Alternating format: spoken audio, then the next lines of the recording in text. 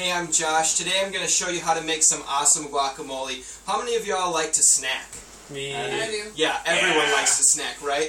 And this is one of those things where we can snack and feel good about it because guacamole, chock full of vegetables, avocados, all things that are actually very good for us. Another point I'd like to point out, once you know how to make this guacamole, you really are going to have an awesome dish to bring to a party or to a football game. You know, how many times you get invited somewhere where you need to bring food and you stress about what you're going to bring?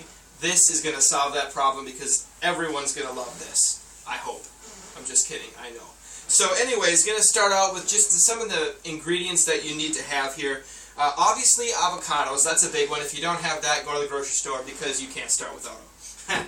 Alright, also we have some yellow onions, some garlic, some jalapeno, a lime, and then I use some Roma tomatoes just to kind of spice it up a little bit. Obviously doesn't spice it up, just makes it look cooler, a little bit more colorful.